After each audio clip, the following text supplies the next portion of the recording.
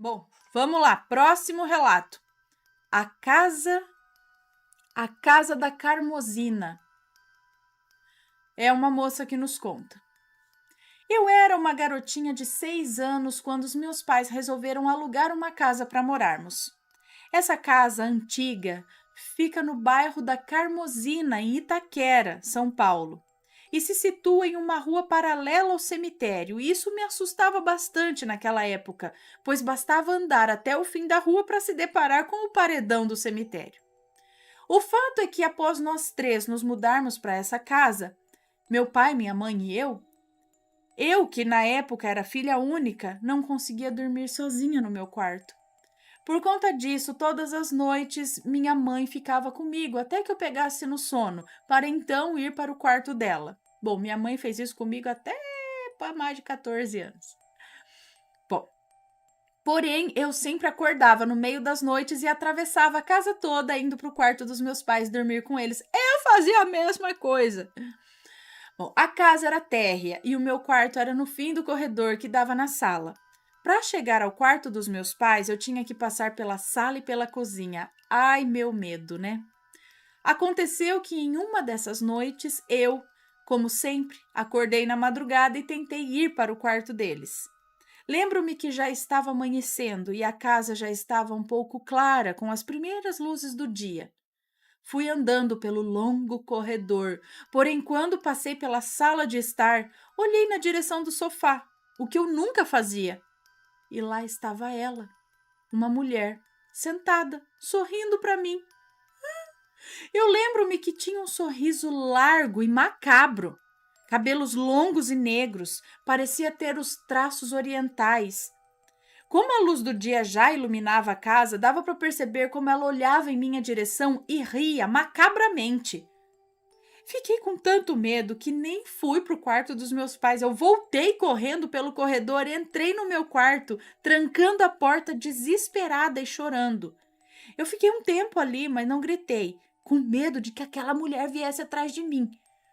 Depois de alguns instantes, meu pai bateu na porta do quarto pedindo para eu abrir, e quando me viu desesperada, disse que tinha vindo ver se estava tudo bem, pois ele havia acordado com um barulho muito alto de algum animal feroz rugindo. Eu o abracei e contei o que eu tinha visto. Ele acreditou, pois realmente tinha ouvido aquele rugido sobrenatural no mesmo momento em que eu vi a mulher. No dia seguinte, contamos para minha mãe, que não acreditou, pois na época eu tinha uma boneca gigante do meu tamanho, e ela acredita que era a boneca sentada no sofá. Porém, eu me lembro perfeitamente que a boneca estava no meu quarto naquela noite. Os dias se passaram e eu acabei desenvolvendo um amor por vestidos de noiva, o que era muito estranho para uma criança na minha idade. A minha falecida avó foi até um brechó e comprou um vestido de noivinha para mim, e eu só andava com aquele vestido pela casa. Eu não largava mais o vestido, eu só queria andar vestida de noiva. Minha mãe conta que várias vezes acordou com barulhos estranhos durante a madrugada e quando ia ver, eu estava andando pela casa vestida de noiva e fazendo coisas como varrer, lavar louça, e até fui pega empurrando a geladeira vestida de noiva uma vez. O que a minha falecida avó disse que era algum espírito, pois eu, com 6 anos, não teria forças para empurrar uma geladeira sozinha. Essa situação se estendeu por muito tempo e quando eu completei 7 anos, a minha tia pediu para eu ser dama de honra de um casamento de uma amiga dela, para ver se eu deixava aquela mania de viver vestida de noiva. Mas a mania só acabou realmente quando nos mudamos para outra casa. Meu pai me recordou atualmente que ele e minha mãe brigavam muito quando morávamos nessa casa e que a energia dela já era pesada porque seu antigo dono havia morrido em um assalto ali. Recentemente passei com o meu pai na frente dessa casa e senti um calafrio, além de perceber que, até por fora, trata-se de um ambiente escuro e triste. Eu, hein? De certa forma, então tinha alguma coisa com alguma noiva ali dentro que estava te influenciando, né? Influenciando a moça, a criança, na verdade, tá vestida de noiva e essas coisas. Meu Deus, parece até filme de terror, né? Credo, coitada. Ai, eu fico imaginando às vezes que sai de madrugada, passa pela sala e você vê alguém sentado no sofá. Fih, eu falei, eu preciso de um frigobar no quarto, porque sair de madrugada do quarto, assim, passar por cômodos, corredores, assim, não é muito legal. Eu sei, eu fazia o trajeto do meu quarto, passava por aquele vão da escada pro quarto da minha mãe. Olha, era tenso, parecia que eu tinha que correr uns 3 quilômetros numa floresta escura e cheia de espíritos até chegar no quarto da minha mãe. Na verdade, eu tinha que dar 10 passos apenas, mas a sensação era de "Ai, eu tenho que chegar. Tá todo mundo atrás de mim. Eu tenho que entrar no quarto da minha mãe e ser salva por baixo do cobertor do lado dela." Ai, era mais ou menos assim.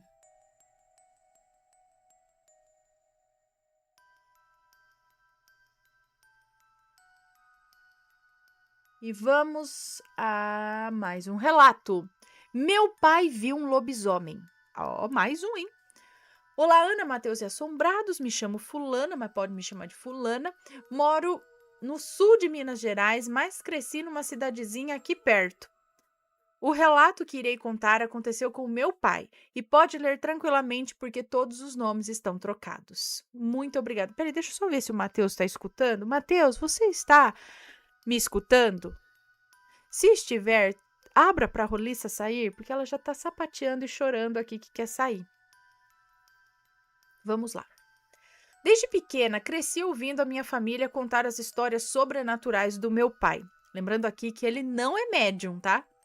Essas experiências aconteceram com ele porque ele abusava e brincava muito com esse assunto, e como consequência, ele vivenciou algumas coisas que hoje servem como aprendizado.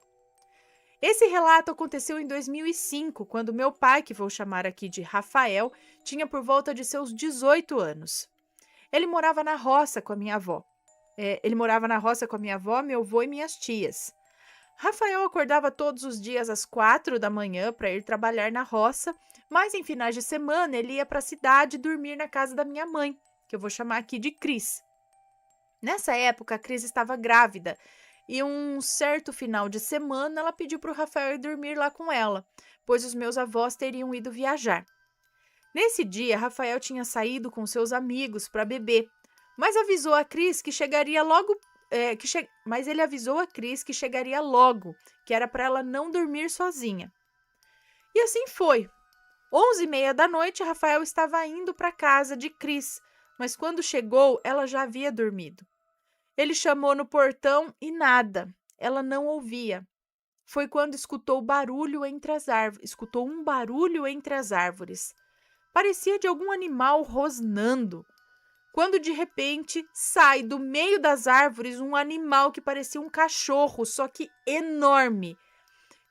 Ele ficou na frente dele, mostrando os dentes e rosnando. Foi quando a Cris abriu o portão e puxou ele para dentro, mas o animal ainda tentou pular o muro, que por muita sorte era alto. Rafael e Cris entraram na casa e ficaram em choque, enquanto aquele lobisomem tentava invadir a casa, batendo forte no portão. Foi quando ele desistiu e foi embora. Naquela noite ninguém conseguiu dormir, mesmo a casa estando toda fechada. Detalhe: a cidade é bem pequena, tem cerca de 15 mil habitantes e todo mundo se conhece. Sempre ouvi que lá tem mesmo um lobisomem e outras lendas de assombrações também. Inclusive, já teve caso de que morreu gente de ataque de lobisomem lá, mas muita gente se recusa ainda a acreditar. Ana, foi esse o relato, espero que tenham gostado. Muito obrigada por ter lido e me desculpe pelos erros. Em breve mandarei mais relatos do meu pai. Um beijo para você, muito obrigada. Então, o lobisomem, será que ele estava de olho no pai dela mesmo? Ou no bebê que viria? Vai saber. Ai, credo. Credo! Beijinhos aqui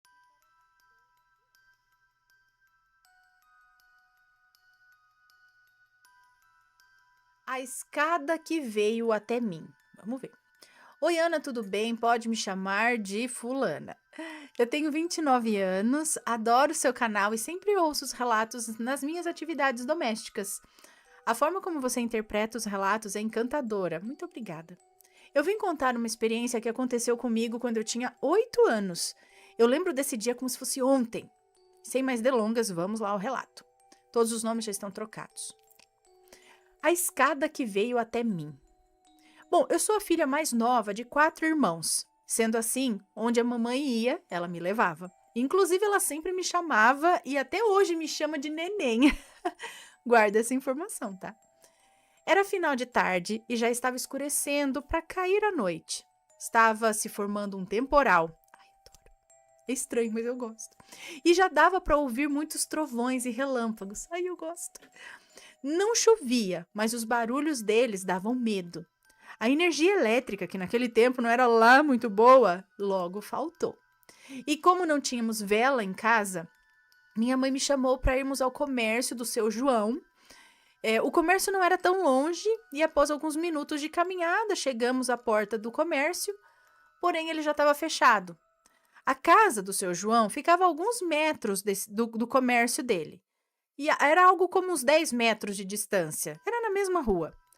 Minha mãe, então, me mandou ir lá chamar o seu João na casa dele para ele vir nos vender. E assim eu fiz. Ela ficou na porta do comércio, me olhando, e eu fui. E agora que vem o sobrenatural.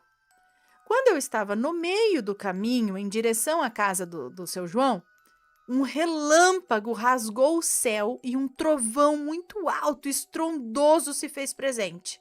Sabe aqueles trovões que faz tudo tremer? Pois é. Com o barulho do estrondo, eu coloquei as mãos na cabeça e fechei os olhos. Porém, Ana, assim que eu abri os olhos, tudo estava branco. Sim, Ana, branco como uma folha de papel chamex. Branco. Eu olhava em volta e não via nada. Eu olhava para os lados e não via absolutamente nada. Tudo estava branco. Até que veio em minha direção, descendo do céu, uma escada. Por mais estranho que pareça, foi isso mesmo, uma escada vindo do céu. Ela veio ao meu encontro, tipo Stairway to Heaven. Eu comecei a subir os degraus dessa escada, porém eu não saía do lugar. Parecia que eu estava numa escada rolante, sabe? Então, lá longe eu escutei uma voz. Era minha mãe. E ela chamava neném, neném, neném. E num piscar de olhos tudo voltou ao normal. Normal é a forma de falar, né? Porque quando eu percebi, eu estava em frente à porta da casa do seu João. Mas como? Ainda faltava alguns metros para eu chegar na casa dele. Minha mãe me chamou de novo e gritou lá de onde ela estava que era para eu me apressar, porque já estava escuro e poderia chover a qualquer momento. Aí eu chamei o seu João e juntos voltamos até onde a minha mãe aguardava. Compramos as velas e voltamos para casa. Esperei minha mãe falar alguma coisa, né? Porque de repente ela poderia ter visto alguma coisa estranha, mas ela não disse nada. Pensei que ela poderia não querer comentar para não me colocar medo, mas não. Ela agia bem normalmente. Até hoje eu não sei o que aconteceu. Os dias seguiram normal e até hoje eu fico pensando nessa experiência. E é isso, Aninha, o que você acha que aconteceu? Obrigada de coração por ler o meu relato. Desculpa se ficou muito grande, imagina. E desculpa se tiver algum erro. Ainda tenho uns 3 relatos para mandar. Um cheiro para você e para os assombrados. Um beijo para você, muito obrigada. Estranho, porque o que eu tava imaginando aqui é que você teve uma experiência de quase morte, sei lá, chocou, o raio pegou no não sei, né? E a hora que sua mãe tava chamando, mas não, sua mãe tava chamando normal, tipo, só vai logo. Por quê? Você parou no meio do caminho e lá ficou? No que você caminhou subindo as escadas, será que na verdade você estava caminhando em direção à casa do seu João e a hora que você parou, você estava na frente lá já, você dissociou? Será que o susto foi muito grande com o raio e o trovão? E aí você... Mas estranho ficar tudo branco, descer uma escada do céu e você começar a subir. Era quase como se você estivesse morrendo, né? Indo por aquelas experiências de quase morte mesmo. Mas você não caiu nada, você ainda estava em pé. Aí você apagou aqui e acordou aqui.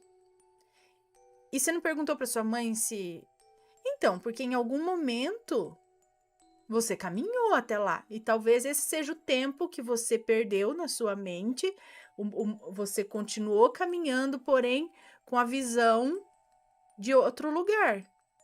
Tudo branco, a escada descendo e tal, mas você estava caminhando. E aí, a hora que você voltou assim, você estava na frente lá, talvez até parada na frente da casa, por isso sua mãe chamou, né? Falou, vai, chama logo aí o seu João, vai chover e tal, porque talvez você tenha ficado... Não sei, isso teria que perguntar para sua mãe. Mas nada assim de muito diferente, porque ela, né, não pontuou nada de diferente. Então, estranho, alguém já passou por algo parecido? Ela teve uma visão de algum lugar, de alguma coisa? Uma experiência de quase morte é estranho, porque ela não quase morreu, né? Ela estava ali, não foi atingida pelo raio, nada. Ou, não sei, gente, é estranho mesmo.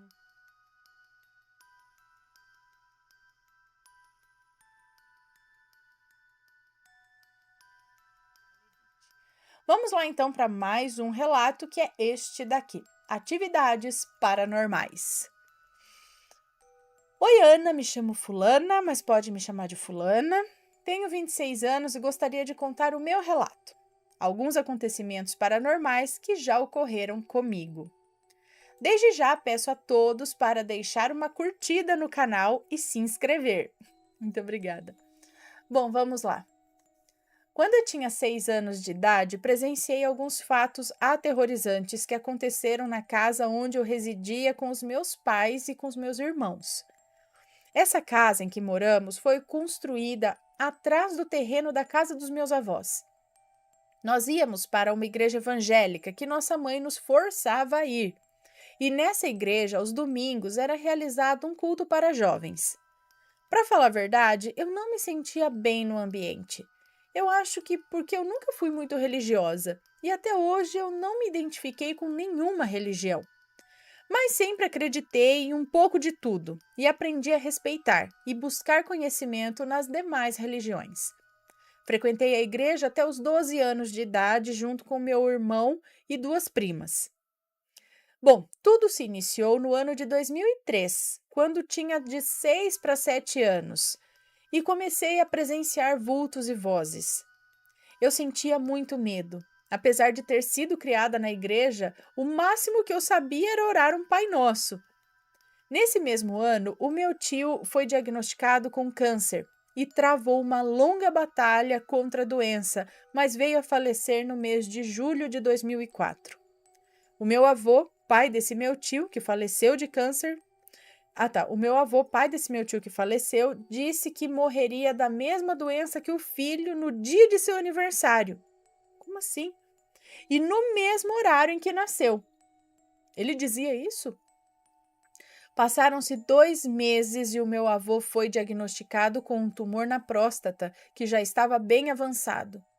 Lembro como se fosse hoje, quando ele chegou em casa do hospital totalmente magro e irreconhecível, pois havia passado um tempo internado. A doença já havia tomado todo o seu corpo e os médicos apenas deram alta só para ele morrer em casa, pois não havia mais nada a ser feito. Antes de falecer, ele previu tudo o que ia acontecer na família. Ele disse coisas boas ao meu respeito e que eu me formaria num curso de direito, pois seria advogada. Não levei muito a sério e só me recordei desse dia quando ganhei a bolsa para o curso. Ele disse também que o meu irmão mais velho se envolveria com coisas erradas e com pessoas ruins, que a minha irmã do meio daria muito trabalho à minha mãe, e pediu para eu ter cuidado com a minha ambição. Pois bem, eis que no dia 23 de fevereiro de 2005, o telefone tocou às 13h40 da manhã. Foi o horário e data que o meu avô disse que faleceria. Um vento forte e gelado, com cheiro de dama da noite, bateu na porta do quarto e escutei um copo quebrando lá na pia da cozinha. O telefone tocou, fui atender e o telefone ficou mudo. A única pessoa acordada na casa era eu, e eu senti um arrepio imenso tomar conta do meu corpo. Meu avô havia falecido. No mesmo dia, à noite, ocorreu o velório e na manhã seguinte o enterro. A minha avó ficou devastada, pois tinha acabado de perder o filho há pouco tempo e de maneira tão sorrateira meu avô também se foi. Os meses seguiam tristes e nublados. Comecei a sentir uma presença ruim na casa. As minhas 2 irmãs começaram também a ver a mesma coisa que eu via. Era um demônio que parava na escada da nossa casa, que dava direto para o quarto onde dormíamos. Essa coisa usava uma capa grande, preta, e tinha chifres gigantes. No começo, esse ser de outro mundo não chegava perto de nós. Ficava parado a madrugada inteira nos observando. Com o tempo, começamos a acordar enroladas na coberta, como múmias. Às vezes, sentia que a coisa me pegava e arrastava, e quando acordava, estava no chão, do lado da cama, toda enrolada de uma forma que não tinha como eu ou alguma de minhas irmãs fazer isso, sabe? Por vezes acordava com marcas de garras, de unhas nas costas e nas pernas, e contávamos à minha mãe, mas ela não acreditava, ou pelo menos fingia não acreditar. As minhas irmãs, com o tempo, pararam de ver, mas eu não. Pelo contrário, passei a ver gente morta e escutar barulhos de correntes pela casa se arrastando e alguém me pedindo ajuda. Só deixei de ver tal coisa aos 12 anos. Mas continuava a ver pés necrosados em cima do guarda-roupas da minha mãe e sentia a energia ruim das pessoas. Nessa época, as únicas pessoas unidas dentro da minha casa eram eu e minhas 2 irmãs, mais novas que eu. A desunião e as brigas reinavam em casa entre a minha mãe e o meu pai, por conta do meu irmão, que nessa época começou a se envolver com drogas e com pessoas de barra pesada. O meu irmão ficou agressivo e odiava tudo e todos. Começamos a passar dificuldades, não tínhamos o que comer e às vezes só tínhamos pão seco, duro, porque o vizinho nos dava, com pena, porque via o que estávamos passando. Esse era o nosso único café, almoço e jantar, um pão por dia. As coisas só pioravam e eu via cada vez mais essas coisas e não tinha um apoio psicológico de alguém. Minha mãe disse que foi trabalho feito, pois tinha encontrado um anel de caveira com velas e um bilhete na laje da nossa casa e que havia sido a vizinha que nos detestava porque éramos da igreja. Com o tempo, as coisas começaram a tomar um rumo melhor. O meu pai conseguiu arrumar um emprego e a minha mãe também. O meu irmão seguiu o caminho correto e hoje é casado e tem 2 filhos. Ana, hoje em dia sou uma pessoa realizada profissionalmente e na vida pessoal também, mas nunca deixei de ver e ouvir alguém me ajudando e pedindo ajuda. Já pensei em ir em algum centro espírita, mas eu tenho medo que o mundo espiritual se abra ainda mais para mim. E hoje, enquanto lavava a louça e escutava um dos seus relatos aí no seu canal, a lâmpada da cozinha simplesmente apagou. Aí eu fui verificar se o disjuntor havia caído, mas percebi que a lâmpada havia queimado. Até aí tudo bem, pois é algo normal, né? Continuei fazendo as minhas tarefas e eis que o interruptor da luz acende e apaga por 3 vezes, como se alguém tivesse ido lá com o dedinho e apertado.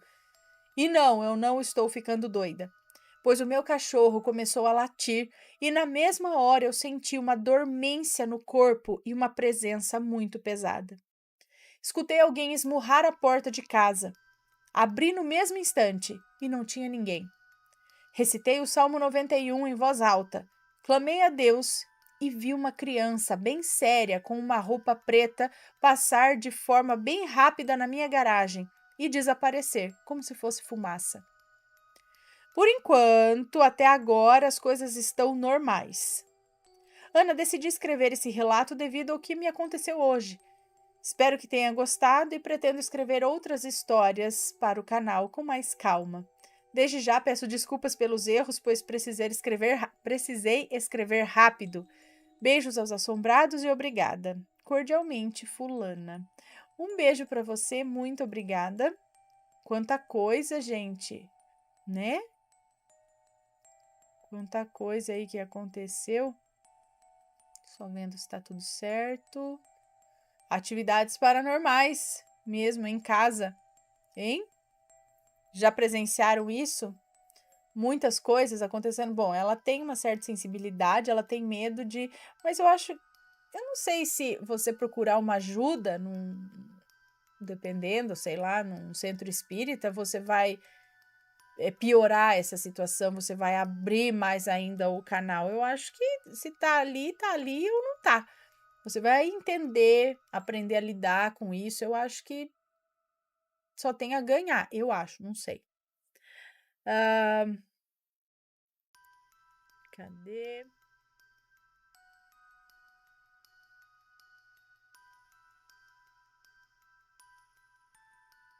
Este daqui é a continuação do relato Ela Trabalha em Sete Além.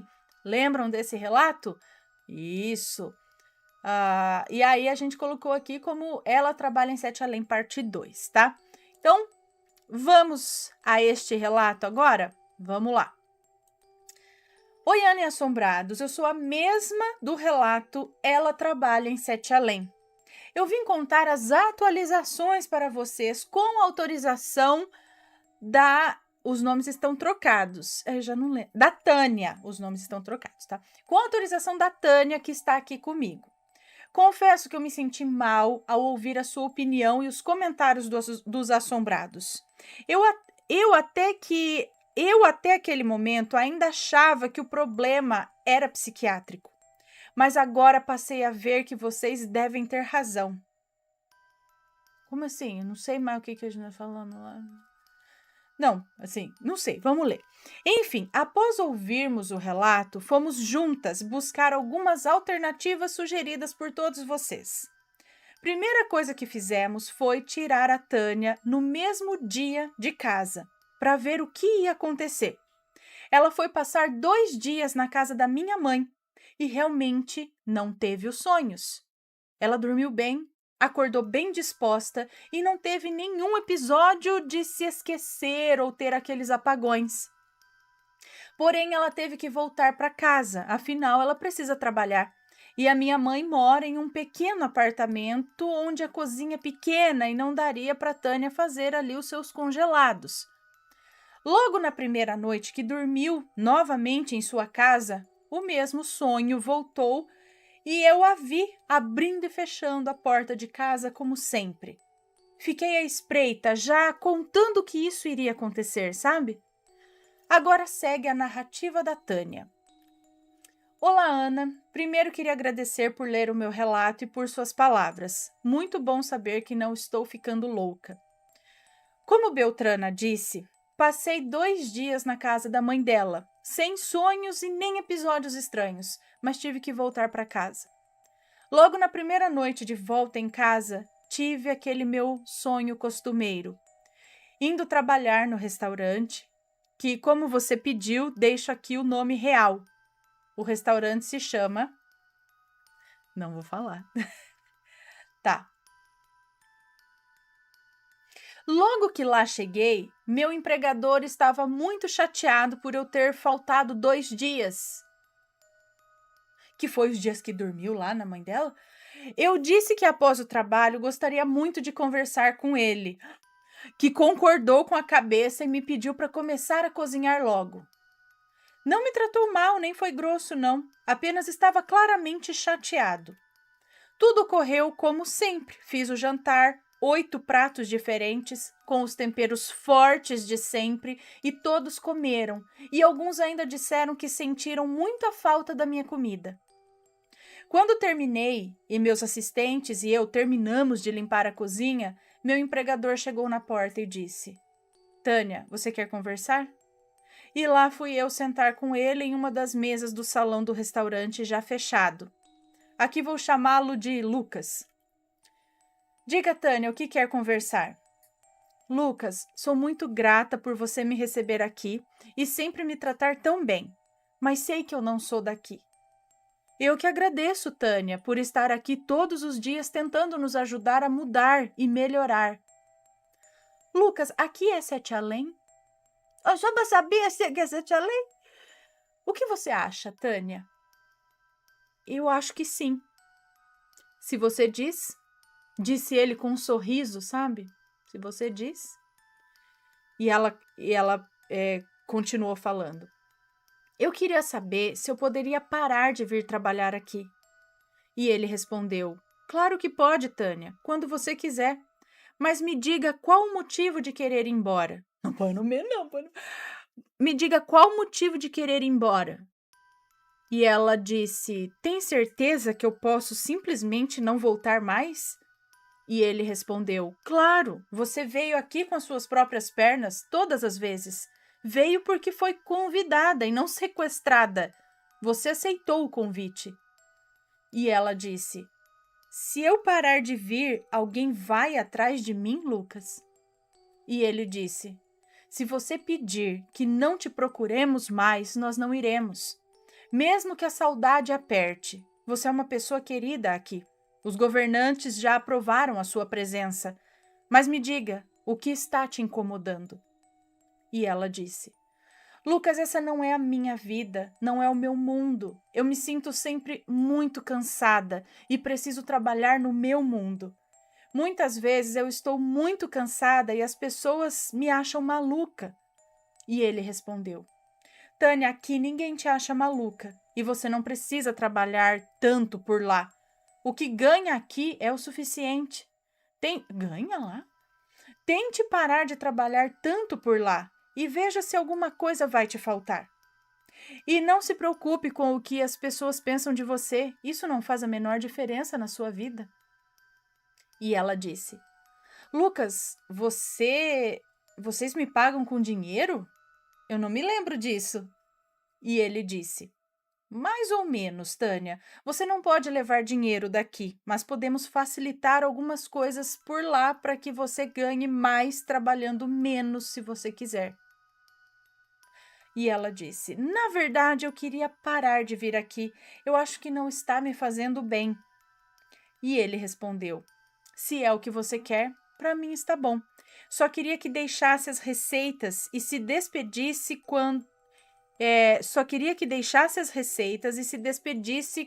quando tomar a sua decisão.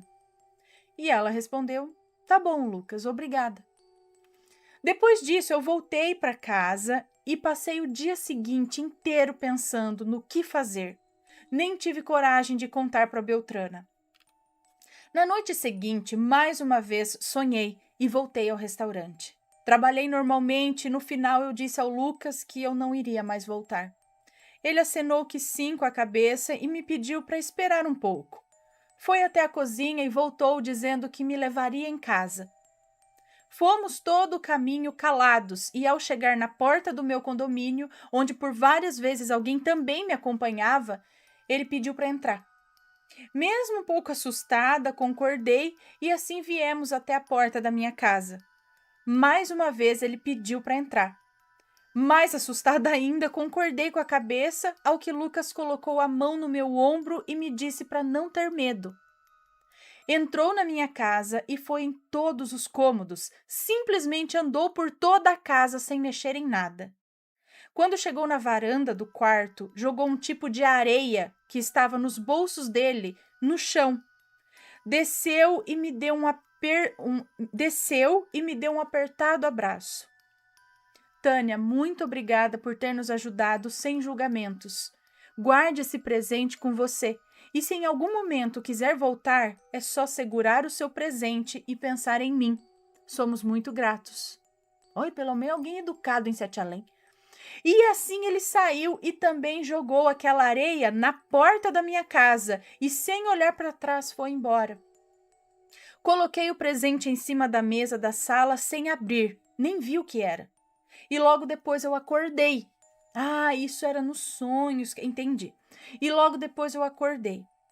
Bem, Ana, ao descer para tomar café, já acordada na minha vida real aqui, vi uma pequena caixinha de joias em cima da minha mesa.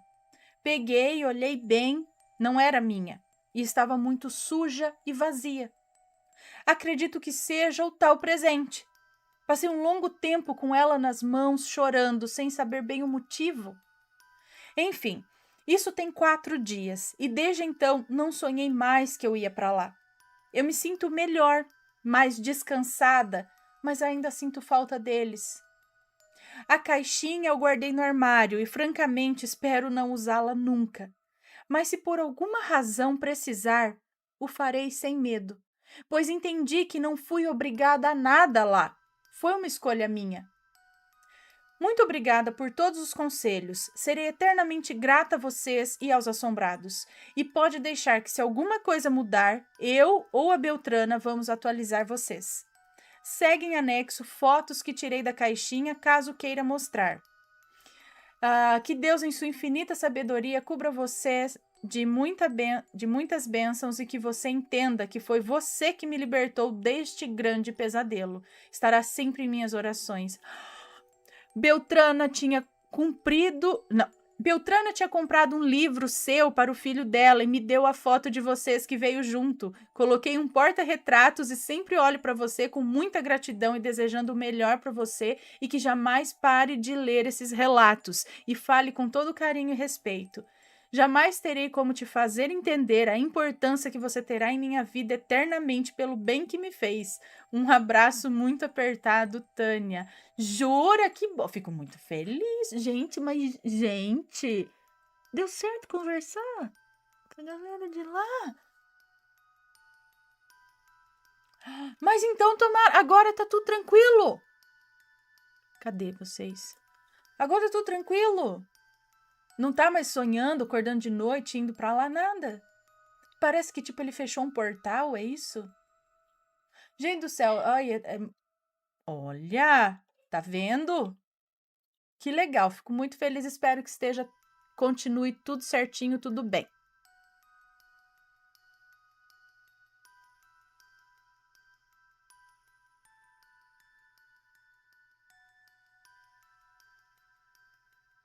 Mais um aqui que não tem assombração. Vamos ver. Mas vamos ver esse aqui, ó. Fui uma maledite amante. Ixi, vamos ver aqui. Ou sempre fui uma maledite, vamos ver. Olá, Ana e assombrados, venho aqui contar um relato dos últimos 15 anos da minha vida. Eu tirei o chat da tela? Tirei. Sei que em algum momento pagarei, se já não estou pagando de alguma maneira sobre o que eu fiz. Bom, moro em tal lugar, me darei aqui um nome fictício de Jaqueline. Já mandei outro relato que ainda não foi lido e tenho outros para mandar também. E se tiver outros nomes no relato, também estarão todos trocados. Então, minha história começa em 2007, eu com 15 anos de idade. Nessa época eu estava começando a minha vida amorosa, se me entendem. E desde sempre que comecei a entender o relacionamento humano, o relacionamento amoroso, eu me interessava em homens mais velhos, bem mais velhos mesmo. Nessa época eu conheci uma pessoa, o K, que trabalhava no ramo de transporte. Passei por ele na rua, eu estava acompanhada da minha irmã, Evangeline. Quando o K passa ao nosso lado, diminui a velocidade e nos cumprimenta. Oi, meninas, e com um sorrisão no rosto, eu, como sempre, gostei de homens mais velhos, me encantei nele. Então, então fomos a pé, onde o K estava indo com o seu meio de transporte de trabalho. Ele parou num lugar onde dava para a gente conversar melhor. E ele tinha 41 anos, casado e já era pai. Conversamos, trocamos uma ideia.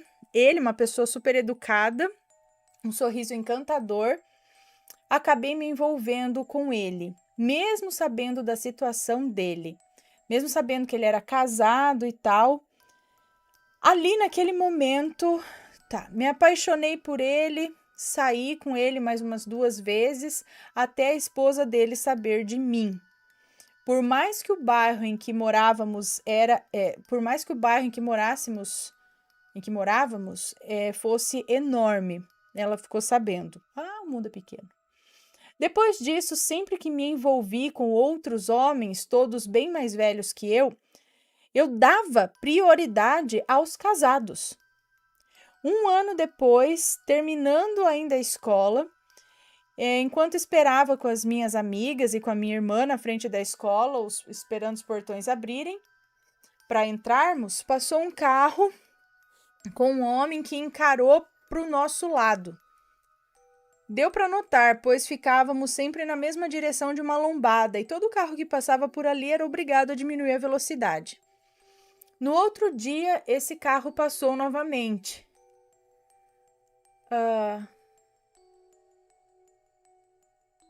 Eu não sei quem entrou outro aqui na jogada, eu acho.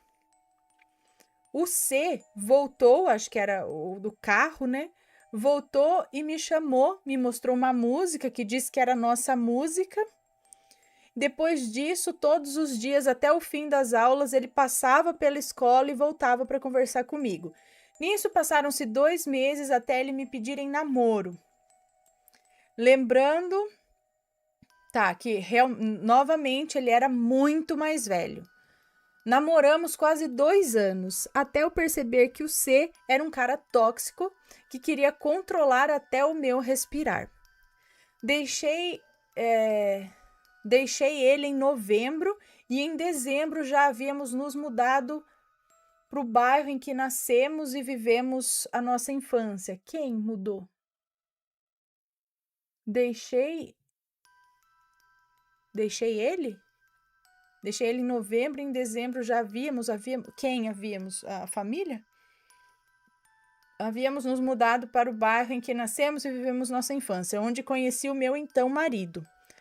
Quando o conheci, fiquei mais de mês para perguntar sobre ele para um colega de serviço dele.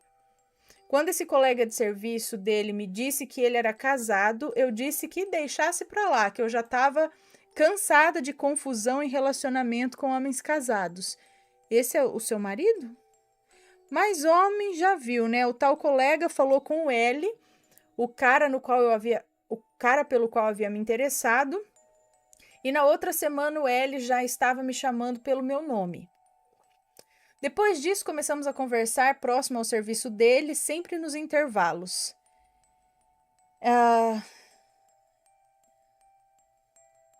Eu ia almoçar no restaurante que o L almoçava próximo do serviço dele.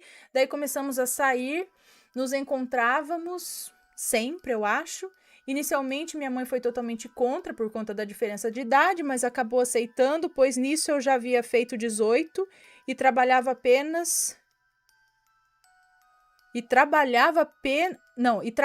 tá? Eu já tinha 18 e trabalhava, apesar de morar sob o mesmo teto que a minha mãe.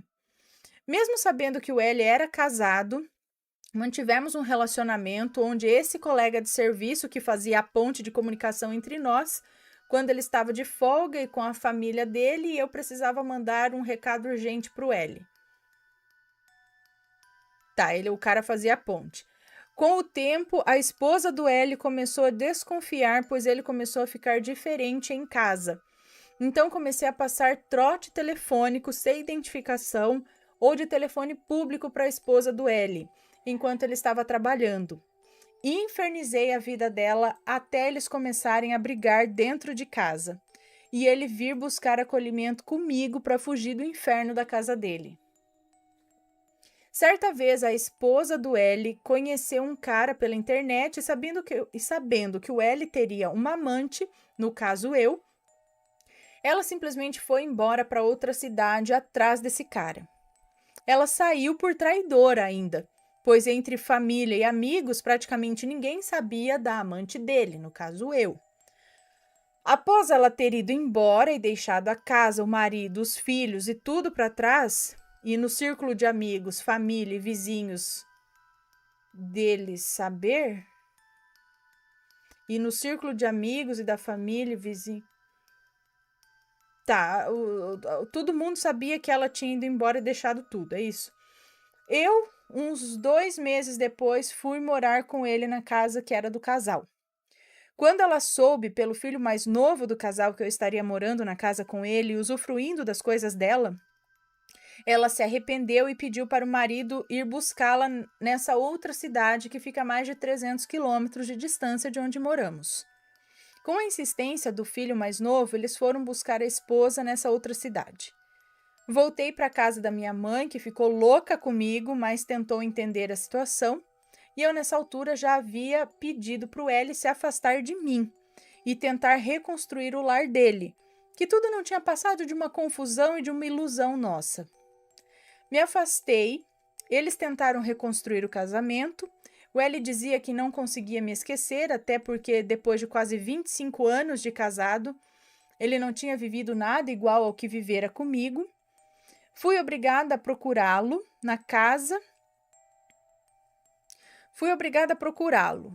Na casa e no casamento de Eli estava um caos total, sem ninguém se comunicar com ninguém, ou ninguém se acertava direito. Quando larguei outra bomba na cabeça dele, pois eu estava grávida, esperando um filho dele. Pensei que Eli iria ficar louco com essa notícia e ficou louco de felicidade, pois ele, com 56 anos e seus filhos todos criados, nunca imaginou ser pai novamente. Ficou só felicidade, porém teria que contar para a esposa. Eu disse que não queria mais me meter na família deles. Se ele conseguisse se acertar com a esposa, eu ficaria muito feliz. Que ele não deixaria de ser pai, pois assumiria, pagaria a pensão e sempre que quisesse pegaria o filho para passar um tempo com ele. Então ele foi contar para a esposa, que obviamente ficou possessa, e essa foi a gota d'água. Nessa altura ele não queria mais se separar da esposa, mas também não queria deixar de criar o filho que estava por vir. Até porque ele acompanhou a criação de todos os outros 4 e com esse não seria diferente. Ele acabou separando judicialmente da esposa. Quando nosso filho nasceu, tentamos formar nós uma família. De início estava sendo complicado, tanto pela nossa diferença de idade quanto pela nossa realidade de vida diferente um do outro. Até porque eu, com 18 anos, ele com 56, tínhamos propósitos de vida diferentes, pois eu estava iniciando a vida e ele já querendo aposentadoria. Depois de um tempinho, nosso filho com menos de 1 ano, e nós tentando formar uma família, ele conheceu outra mulher, mais velha, que regulava de idade com ele e me traiu, entre aspas, com essa outra mulher. Esse relacionamento com essa outra mulher durou poucos meses, pois desde que eu descobri, fiz da vida dele um inferno até ele ficar só comigo. Nisso já faz mais de 7 anos que moramos juntos, e de relacionamento de fato, pouco mais de 10 anos. Não posso dizer que sou 100% feliz nesse relacionamento.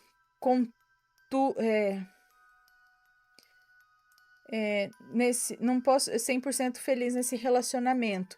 Mesmo ele me declarando diariamente amor imenso, não consigo ser feliz por inteiro. Não quer dizer que eu não ame. Não quer dizer que eu não ame meu então marido. Pelo contrário, eu amo demais. Nem sei dizer se seria capaz de amar outro homem como eu o amo. Mas verdadeiramente não sou feliz por completo. Se algum dia pagarei por todas as confusões que causei sendo uma maledite amante, só o tempo me dirá.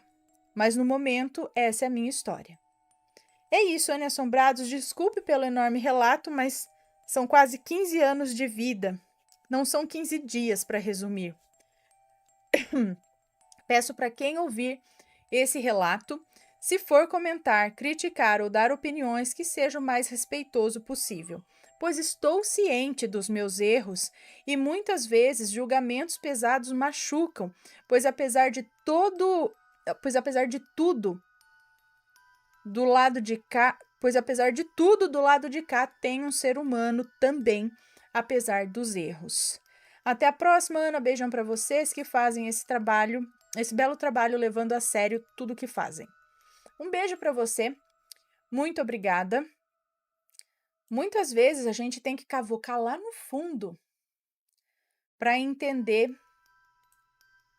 no fundo das pessoas, entendeu? Para entender de onde vem isso, né? Dar uma uma cavucada na vida anterior, sei lá.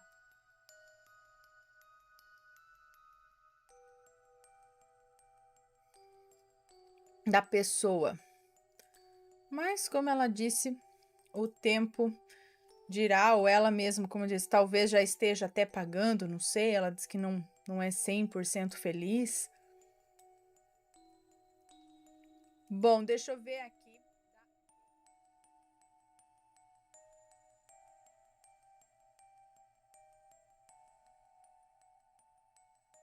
Peraí, gente, deixa eu só ver aqui. Vamos ver esse daqui, ó. Maledite sem arrependimento. Olha! Olá, Ana e assombrados, meu nome é fulana e todos os nomes já estão trocados. Acompanho o seu canal desde 2018. O primeiro relato que eu ouvi foi o do bode Inês. E o relato se passa no interior do meu estado. Não vou revelar a cidade para não ser reconhecida. Ok, muito bem. No ano de 2014, abri um clube de dança na minha cidade. Era novidade, porque eu nem saía de casa mesmo. Me sentia só assim, sem ânimo mesmo, para me arrumar e sair. Até que um dia eu fui convidada por uma prima, que aqui vou chamar de Júlia. Júlia e eu saímos para conhecer o tal clube. Chegando lá, ficamos no lugar afastado do pessoal que dançava, até que um rapaz me chamou para dançar. E eu, toda tímida, aceitei. Dançamos uma música e logo ele pediu meu número de celular. E eu passei. Nem sei por que eu fiz isso. Grande arrependimento. No dia seguinte, comentei com a minha prima sobre o tal rapaz, que aqui vou chamar de Carlos. Falei com a prima Júlia e ela me deu conselhos de dar uma chance para o rapaz. Não demorou muito, meu celular encheu de mensagens fofas. Era bom dia, boa tarde, boa noite, como foi seu dia? Eu me derretia, achando que ele gostava de mim. Até que ele me pediu em namoro. E eu aceitei. Eu estava já apaixonada, fragilizada, e ele logo percebeu isso. Me convidou para ir na casa dele, eu fui e que arrependimento. Ele ficava insistindo para que dormíssemos juntos. Entendedores entenderão o que estou querendo dizer. Aconteceu então o que eu não queria. Parecia que eu estava fora de mim. Sei lá, eu fui criada com princípios. E naquele momento tudo desabou sobre mim. Carlos agora não estava nem aí para mim mais.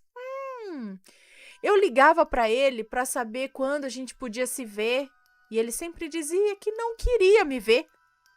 E depois de tanta insistência minha, ele acabou me revelando que só queria tirar a minha virgindade e nada mais. Agora que conseguiu o que queria, eu não significava mais nada para ele. Ele disse isso ainda por cima. Ele começou a postar fotos em seu Facebook com notícias. Com notícias não. Começou a postar fotos em noitadas com várias amigas. E quando não ia bem com as outras, aí ele me procurava. Ou seja, era fácil, né? Pois não precisava pagar por serviços íntimos, né? Quando queria, vinha ali atrás de mim. E eu, boba, o aceitava, pensando que ele estava arrependido e queria algo sério comigo. Suas palavras doces agora se tornaram amargas. E depois de um tempo ele resolveu me deixar novamente por outra. Foram 2 anos de convivência com a outra.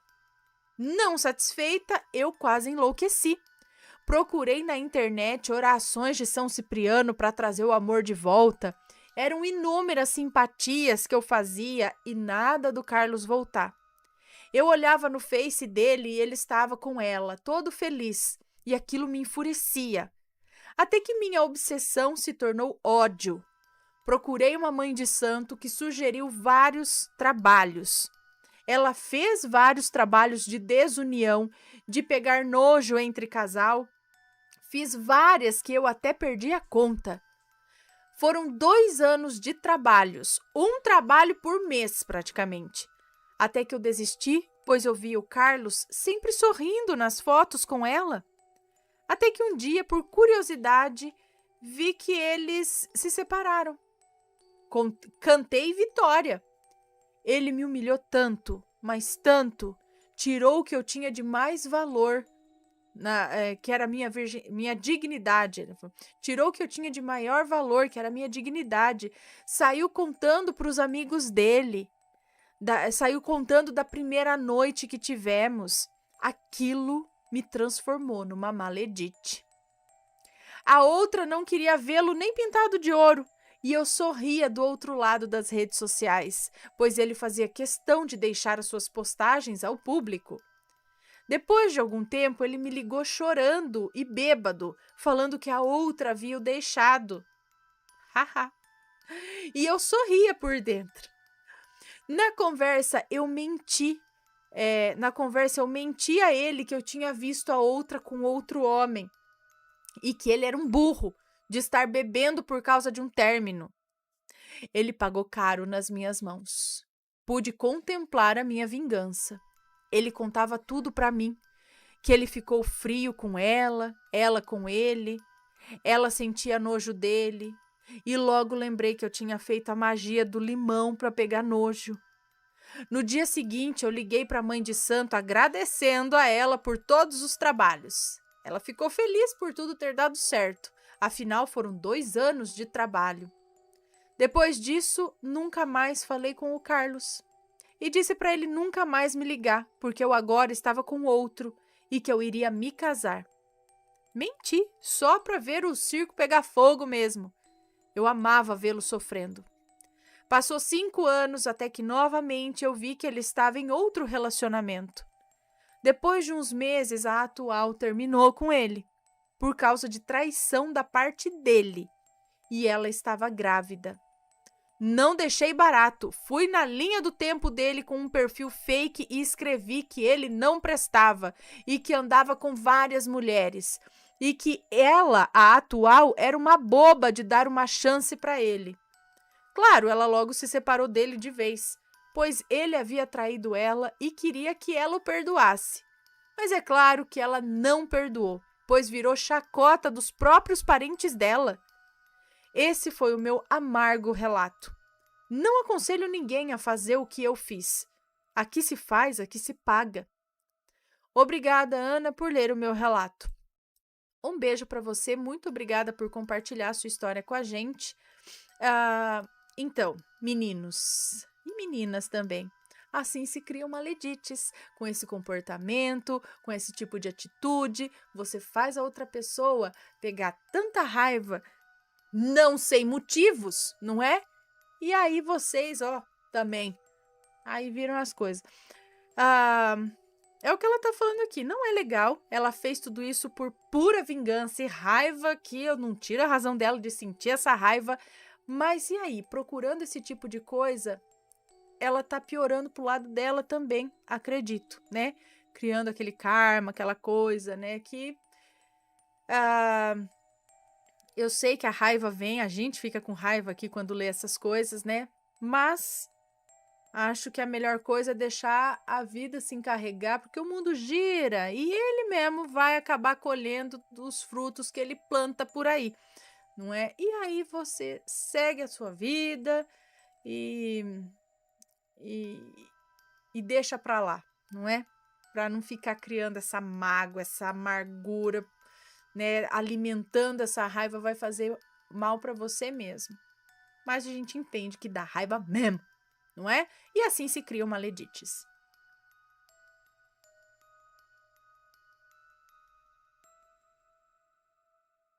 vocês?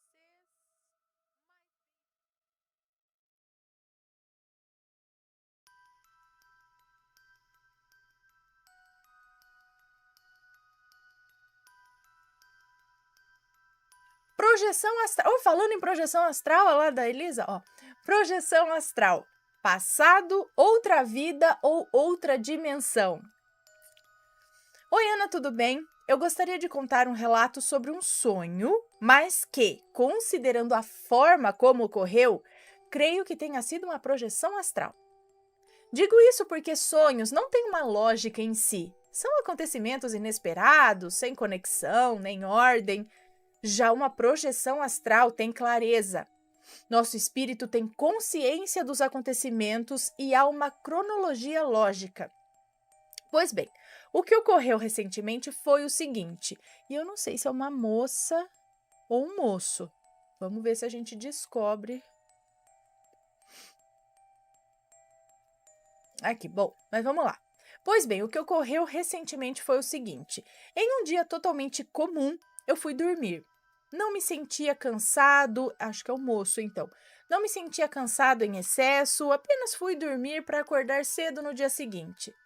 Porém, me lembro com clareza ainda dos detalhes quando comecei a sonhar. No sonho ou projeção, como que se tivesse caído de uma grande altura, eu me vi dentro de uma canoa no mar. De imediato, eu pensei na hora em que me deitei para dormir.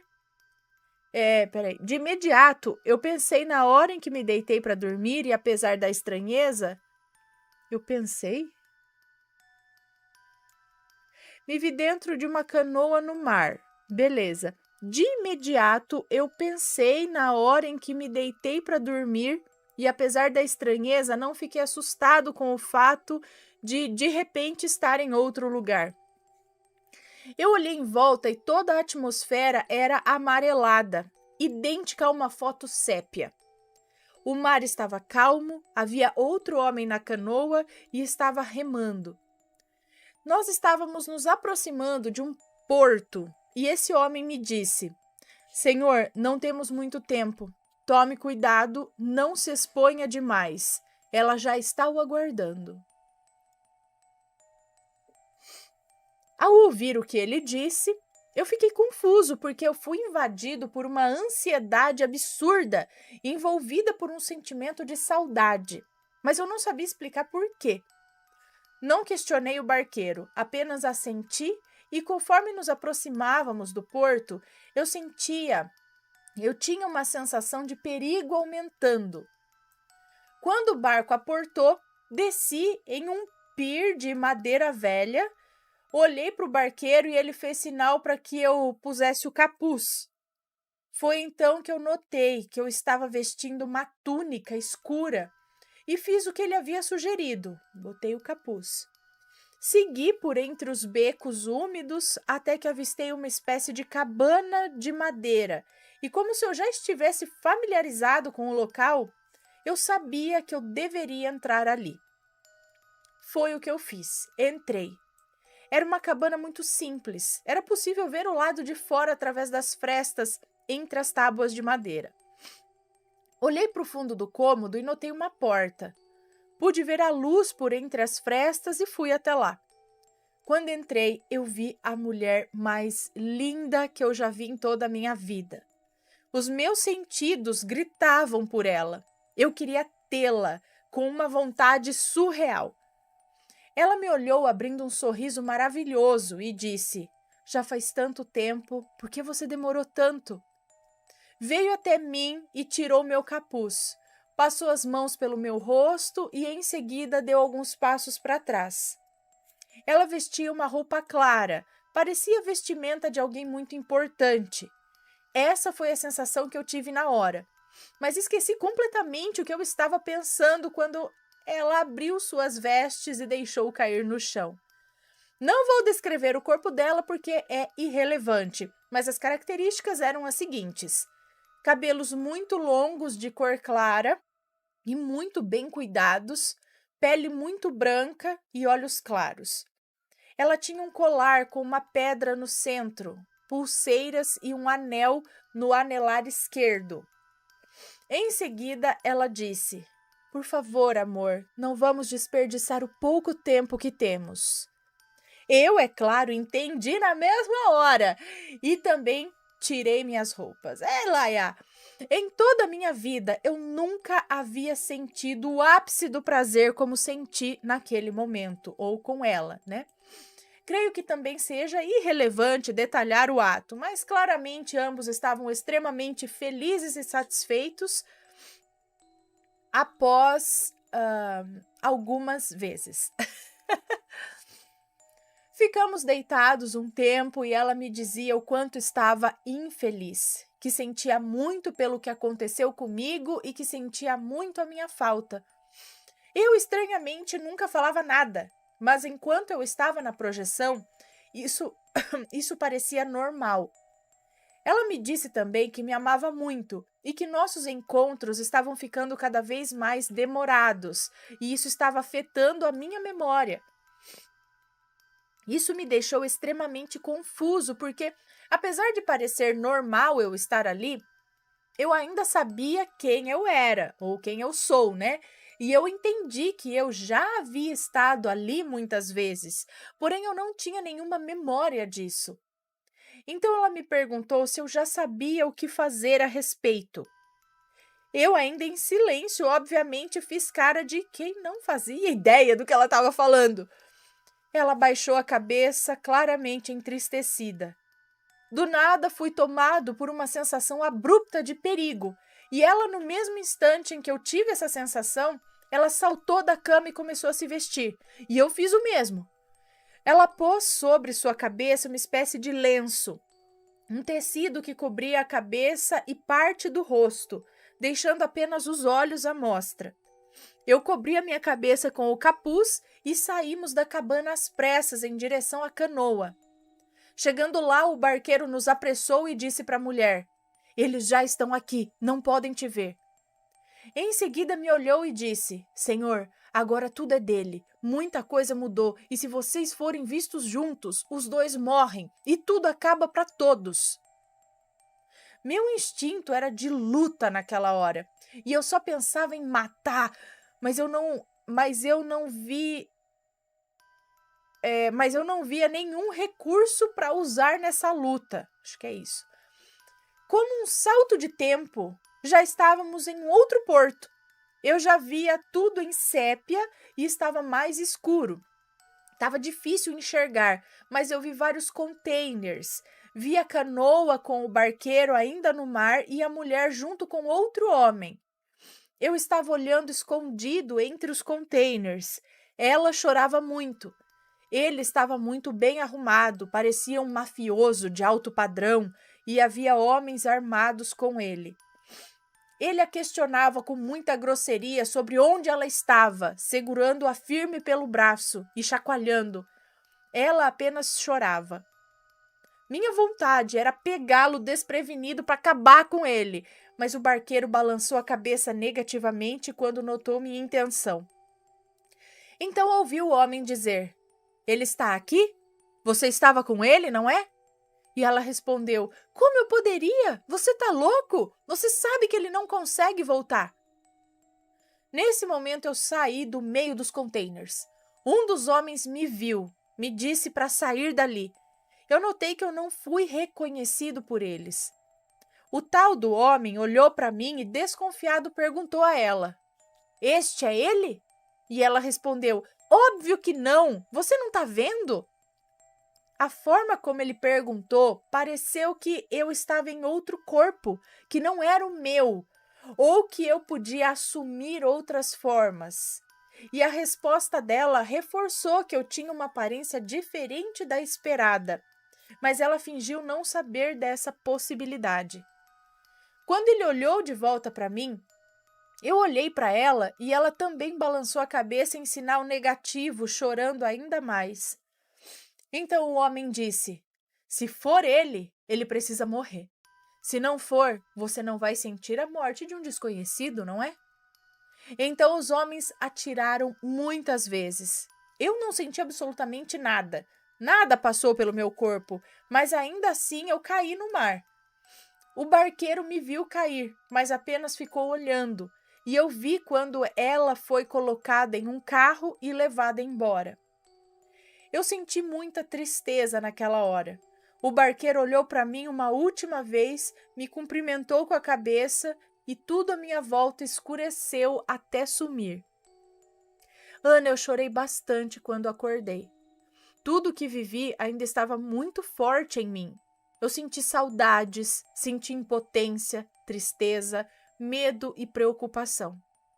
Eu não citei nenhum nome porque eu não consegui recordar de nenhum quando acordei. Eu quis voltar para lá várias vezes. Eu penso muito nela quando durmo e não consigo voltar.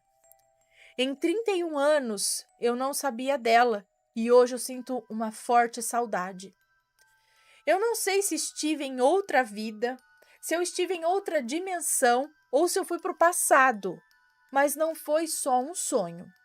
Mexeu muito comigo.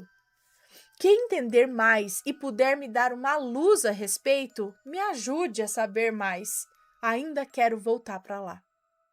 Que interessante. Então, eu também acho difícil ser sonho quando tem muita coisinha assim, é muito coerente, né? Eu acho que aí tem alguma coisa.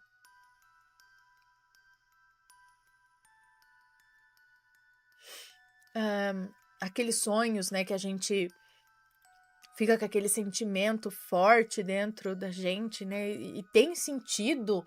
E agora, mas agora também não sei. Ele falou dessa cor sépia, a gente já lembra de Sete Além, né? Será que ele estava tendo encontros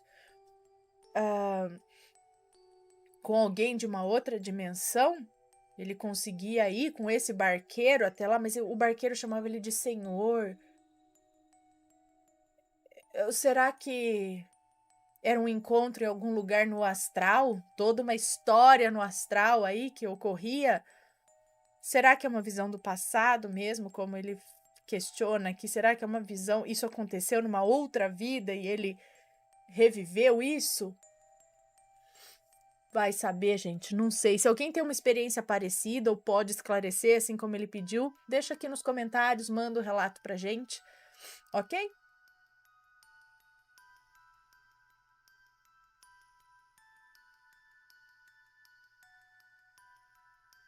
O pedido a Santo Expedito. Olá, Ana e assombrados, me chamo Fulana, mas pode me chamar de Fulaninha.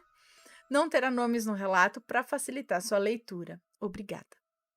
O relato que eu vou contar aconteceu comigo e tem cerca de 2 meses que fiz esse pedido a Santo Expedito. Estava eu, uma bela noite, maratonando as coletâneas temáticas do canal, quando assisti o vídeo sobre Santo Expedito. E nessa época eu estava desesperada, pois a minha filha nasceu com um probleminha nos olhos que a médica me disse se tratar do canal lacrimal entupido, uma coisa muito comum em bebês. Porém, no caso da minha filha, como foi descoberto tarde, teria que fazer uma cirurgia.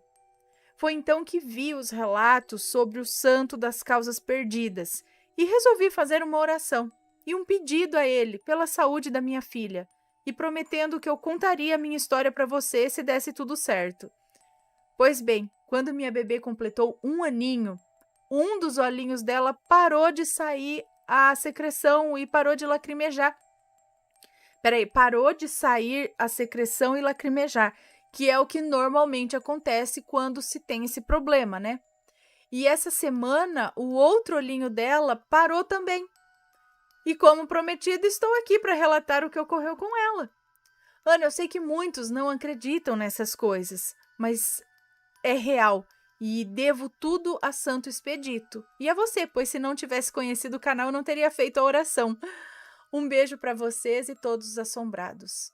Um beijo para você, muito obrigada. Então, ela ia precisar da cirurgia e de repente parou de lacrimejar e tudo mais, e aí não precisou mais da cirurgia.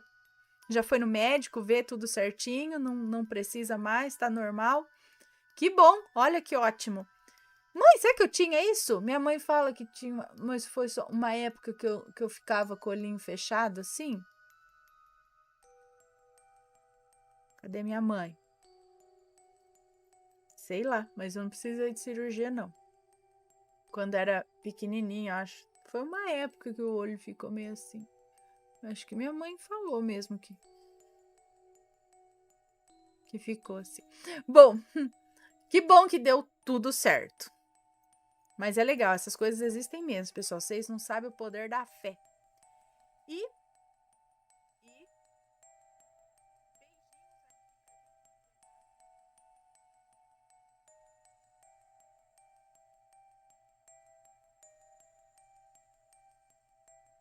Mas eu já não li? Vamos lá. Será que eu já li? Lá. Socorro, fui clonada.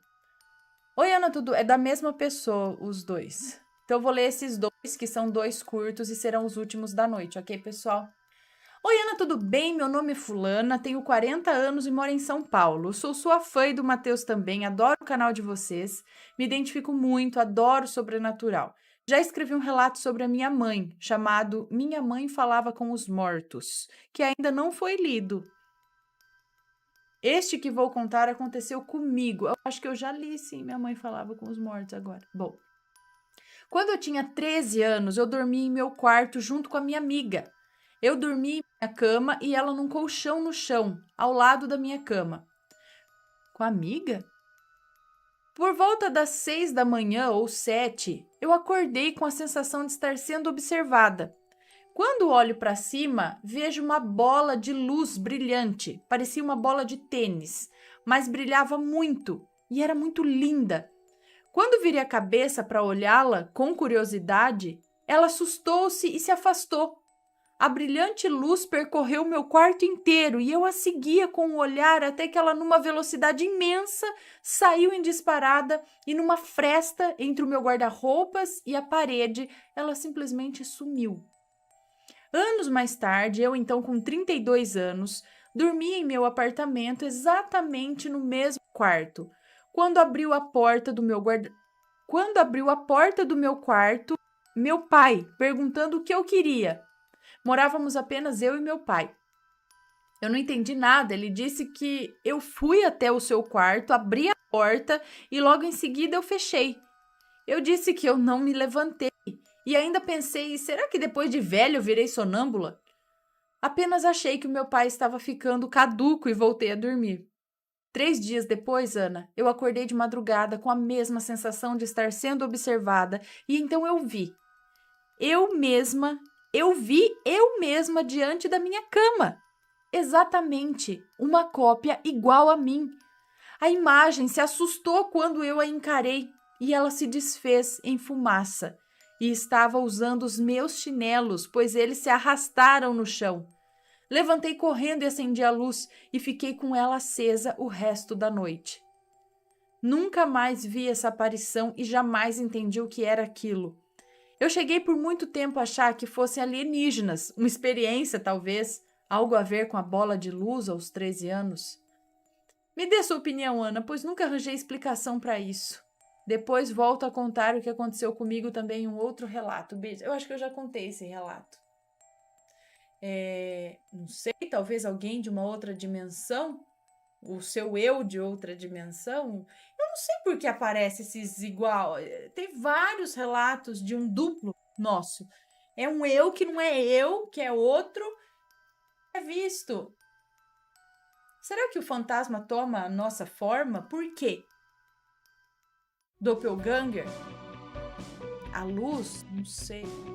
Está gostando dos relatos no Reverso Assombrado? Então não se esqueça de deixar o seu like. E é claro, se ainda não for inscrito, se inscreva.